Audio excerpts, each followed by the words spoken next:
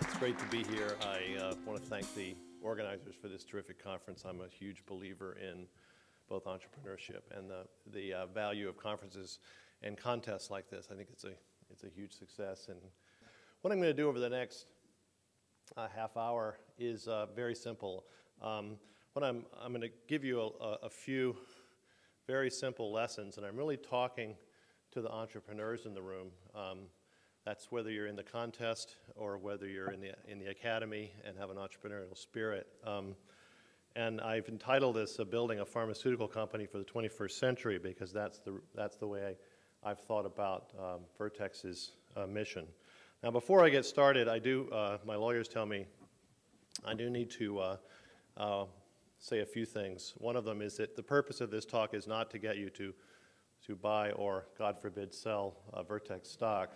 But if that urge comes upon you, usually if you breathe slowly 10 times, it will pass. If it doesn't pass, then please read our SEC statements about the many risks in our business, both specifically and generally. A few facts and figures on Vertex for those of you who are not familiar. We are a global company. We were established in 1989. We actually went public in an unnaturally a quick period. We were a public company on NASDAQ in 1991. We now have a market capitalization of around $5 billion. We have greater than 1,400 employees, and we're headquartered in Cambridge, although we have significant facilities around the world, including a new lab that we just bought in Quebec, Canada. As a NASDAQ company, we're actually on the NASDAQ 100, which is the top 100 companies on NASDAQ, along with the Apple and Google and Intel and companies that you've heard of. I'm proud of the fact that we were the #1 performing NASDAQ 100 company last year. Now, our mission is here. This is our mission statement internally. I don't usually show this externally, but this is an entrepreneurs conference, and I want to emphasize some lessons, one of which is have a mission. Every single syllable in this mission statement resonates with our employees. It may seem a little oddly phrased to you, but we drive our whole company off of this mission statement. And whenever we make a decision about should we do this or should we do that, the first thing everybody, from the guy in the loading dock to the head of research, says, is it consistent with our mission? The answer is yes, we do it. The answer is no, we don't do it. It's a really easy sort of way to work. Our mission is to innovate, so we don't do anything that's not innovation, to redefine health. We're not just a disease drug-making company. We want to redefine what it means to be healthy.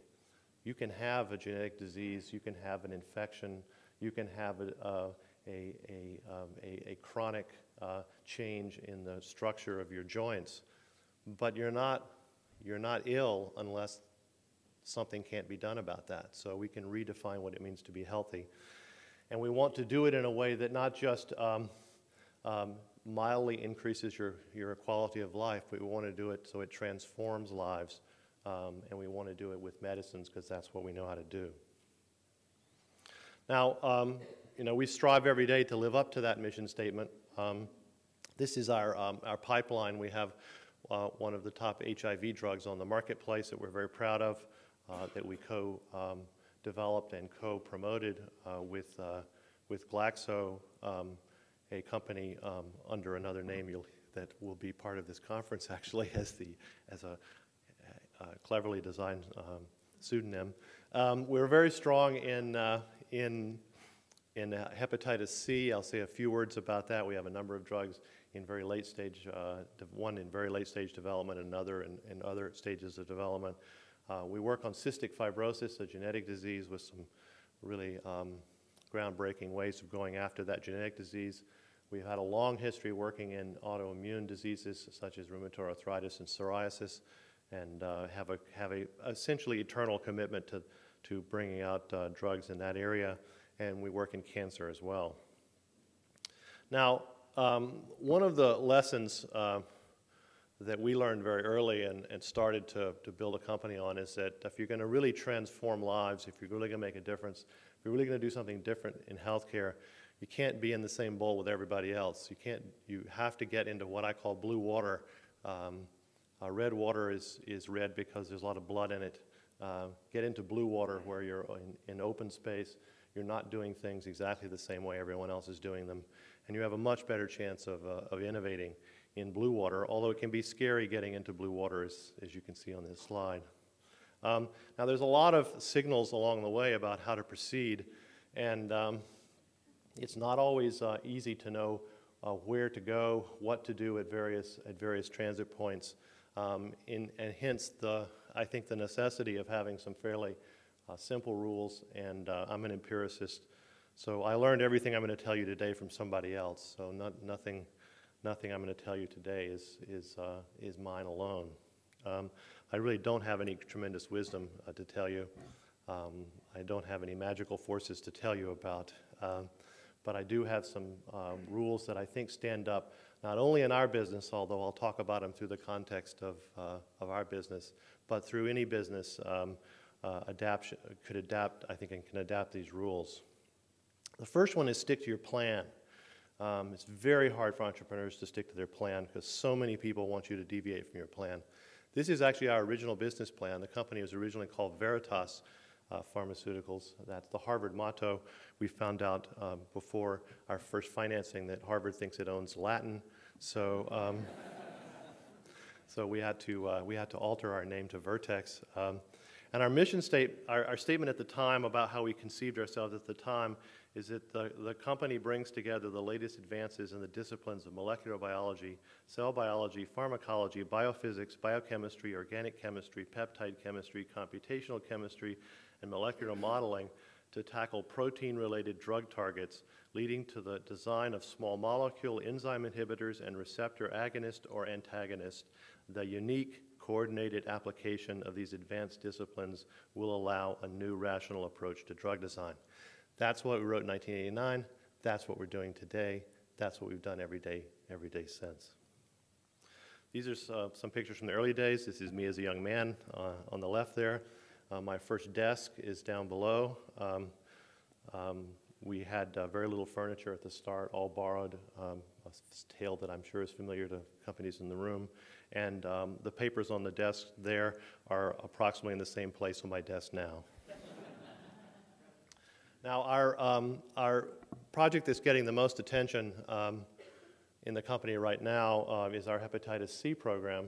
I'm not going to give a science lecture, but to give you a little bit of idea about how a project forms. Hepatitis C is a virus infection of the liver. You get it through blood contact. Most of the people infected in the United States got it through really no fault of their own.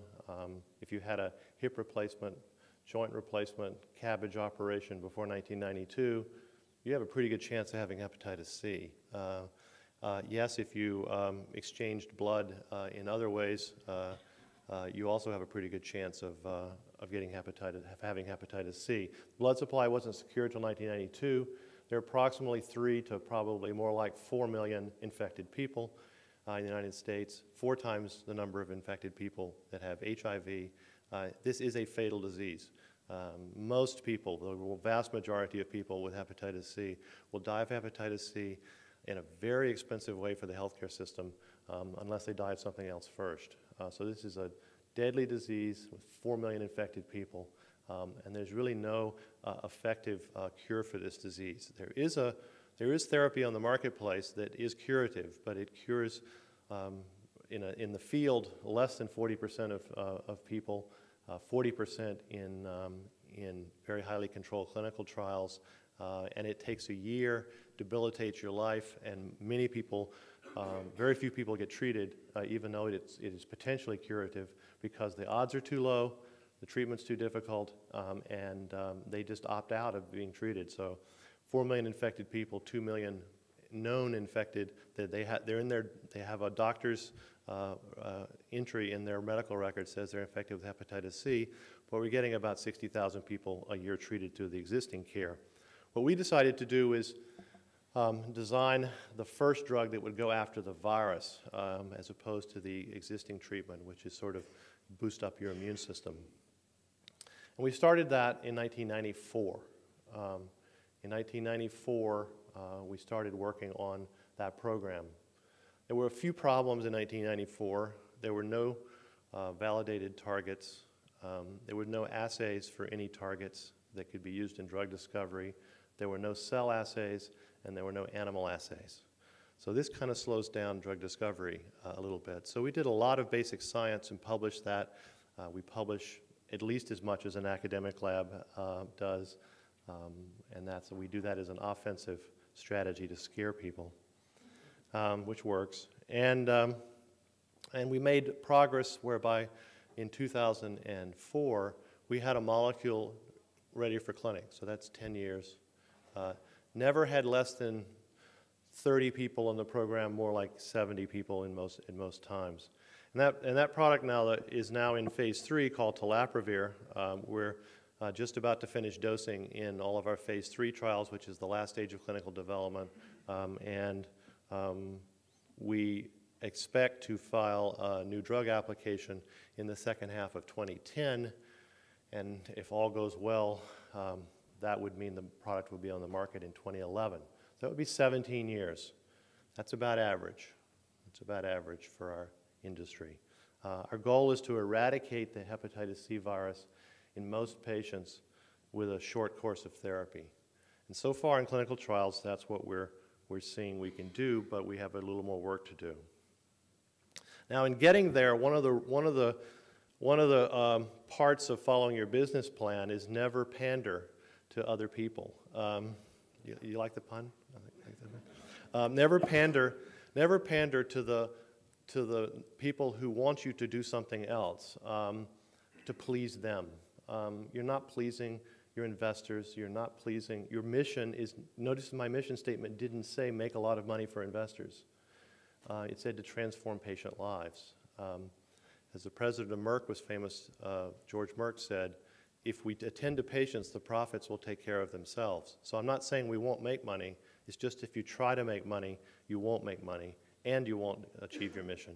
If you try to achieve your mission, you'll make plenty of money. So don't pander. And there are a lot of people who along the way, as your company grows, will want you to move off of your business plan. Early stage, you have to avoid pandering to venture capitalists.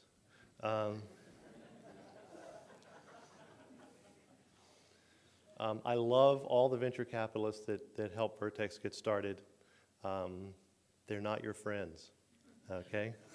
They don't share your mission. Now, they're not bad people. They just don't share your mission. So just filter what is said in your ear through their mission. Their mission is not your mission. They can be excited by your mission. They can be honestly interested in your mission. But if they were really excited by your mission, they would join your company. They're not doing that, so remember that. They have a different time scale. They have a different mission. They're helping you. They're not your friends.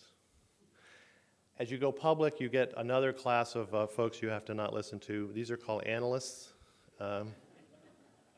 Analysts, particularly what are called the sell-side analysts, those are the ones you read about. They work for investment banks. They put out coverage that goes into newspapers and goes into business articles. They're really not your friend. Their job, particularly now in what is called reform in this industry, they get paid according to trading. So if they make your stock go down, if they make your stock go up, they get paid the same amount. They actually don't get paid for being right, which is, people don't realize that. Nobody keeps track of the buy or sell recommendations of analysts.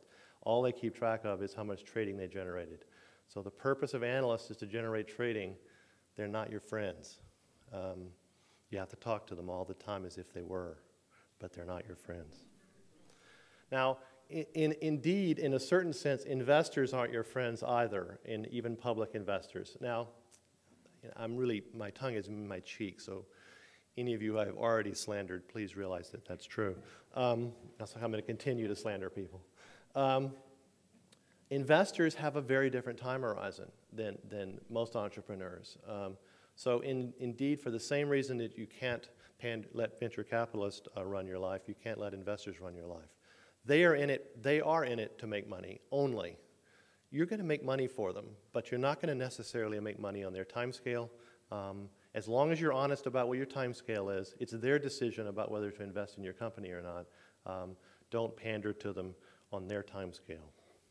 And then there are the usual yahoos that chatter on message boards, et cetera, that really actually can really affect your employees a lot. And as I remind my employees, including my senior team, your board, your directors, and definitely your mother probably know more about you from the Yahoo chat boards than they do from all of the pretty glossy materials that you send them. So you do have to know what's going on, but it is a distraction. Now the second lesson is build a revenue culture in your company right from the start. Doesn't matter what your business plan is, whether it says my plan is to be profitable in 7 years from now or 2 years from now.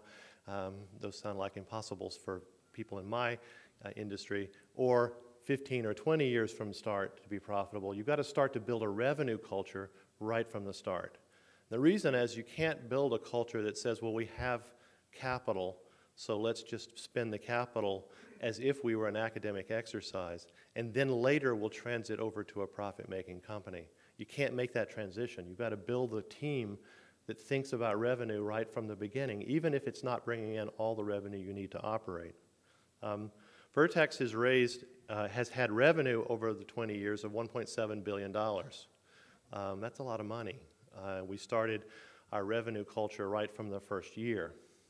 Now we've spent $3.4 billion. Those of you who did not bring your calculators can calculate probably still that we have invested. I continue to tell Mom it's not loss, it's an investment. We've invested $1.7 billion. Now where did that money come from? It didn't come from revenue, but half of every dollar we've spent has come from revenue, from partnerships and some product revenue as well. You have to get more money than you think you need because money flies out the door. Everything costs more than you think it's going to cost. So whatever your plan, you're going to need a lot of money, and a lot of that money is going to come from investors. We have raised, as investment, either in equity capital or convertible securities, $2.3 billion over the last 20 years up through today. Indeed, we raised $320 million just in the last month or so ago in 2 hours in this particular stock market. We raised $320 million in 2 hours. We announced an offering at 4 p.m. And before 6 o'clock it was done. We had the money. You can get capital if you have the right ideas and you have a business plan that people believe in. So because of all those numbers, those of you who didn't bring your calculators, we have a lot of cash, and you can't have too much money. So we ended 2008 with $830 million in cash, and yet we raised another $320 million in February, because you can't have too much money. Someone asked me, why did we raise money in February? The answer is, people would give it to me. Because money buys you time, and no matter what your business segment is, time is the only thing that you can't control, because it continues to pass, and you will always need more time than your business plan says. So money buys you time. Now, in my industry, in the pharmaceutical biotech industry, it also buys you the ability to have a portfolio, to not bet everything on one product. And the reason why we have to do that is because, and this is a slide I took from my friends at Pfizer, we have similar data, and other companies have similar data, is that historically in the industry, only 1 out of 100 projects works. Now, you've heard numbers like 1 out of every 40,000 compounds works. That's not a human calculation to me. I can't actually process that. But I can understand 1 out of every 100 projects works, because behind every project is a team of people that dedicated their lives to it for some period of time, anywhere from a year if a project mercifully dies early to 15 years if it dies late. And 1 out of every 100 projects works. So maybe you're a really smart biotech company and you're going to increase the odds by a factor of 10. 1 out of every 10 of your projects is gonna work. So you need money to actually build a portfolio. No matter how clever and sure you are that your idea is gonna work, it's not. So you need to build a portfolio and buy time. Investors don't like portfolios. They would much rather bet on single bets. Your venture capitalists hate portfolios. They want all their money to go to one idea that they've vetted. That's absolutely just counter to the data that I just showed you. So build a portfolio, maybe not as big as you have to do in the biotech side if you're not in that, but don't rely on one product. Now, many things are going to happen along the way, and it's a scary prospect. And you will see problems along the way. And so another reason to have money is that unexpected things are going to happen. You have to keep your plan going, and you have to keep your hope alive, because there will be times in which you are tempted to abandon hope. Know that the hurdle to resume hope is around the corner, so you need the money to be able to get to that next jump and go over that hurdle and resume hope again. And in my business, this is true. I say this at every podium I talk about the business. In the pharmaceutical and biotech business, every successful product that I know about in the marketplace died at least once. It's called the Phoenix effect. Phoenix was the mythical bird that rose from the ashes. Every blockbuster drug that I know about died once. So if you think you have a blockbuster drug, it's going to die once. You're going to need money to get through that. And if you only have one project, you will not get through it, the Phoenix phase. So you need money. The third lesson is I'm not in a technology business. I'm in a people business. Technology is a dime a dozen. I love technology. I'm a geek. But technology is a dime a dozen. What distinguishes companies that succeed and fail is the people in the companies. This is not schmarmy HR talk. This is real experience. Never hire 3 great people and then fill in the company with bodies. You're dead. You're dead at that point. The last hire we made at Vertex was the very best hire we ever made, and that's true every day we hire. This is a picture of the Telaprevir discovery team just around the start of clinical trials. They're cleverly in the shape of a liver, if you noticed. It's all a people business. And so attending to building your people culture is every bit as important as building your technical culture, and I would argue more important. So we look for people that, yes, go over our barriers of technical skill. We need certain technical skills, we need certain job skills, but we actually, like a great football coach, we don't always choose the person with the highest SAT or the highest marks in school or even the best resumes, because those are a dime a dozen. What we choose is the people who stand out because of who they are, whether they actually live up, they want to join our mission, and they want to do what we want to do. And then you have a team of people who can get through the downs that the disasters that you're going to have and that you're going to have as the company grows. And that's the only way to succeed. So for the companies in the room, and for those who want to start companies, it's a long road to success, and there's no magic to it. But I do think these 3 rules are helpful. Follow your business plan until the facts change. When the facts change your business plan. But don't change your business plan because somebody else tells you to change your business plan to please them. Money is very important. You can and will make every mistake in business, but you can't make one. You cannot run out of money. So it's the only mistake you can't make in business. So make sure that whenever money is available, you take it, and make sure that everybody in your business thinks that's important, not just the CFO. And the last lesson is, no matter what your business is, it's a people business. There's a guy down the block with as good a technology as you. You're going to succeed because of your people. And if you attend to these 3 rules, I think you're much better. You're much more likely to have impossible things happen. and you're most likely to boldly go where no one has gone before. Thanks very much.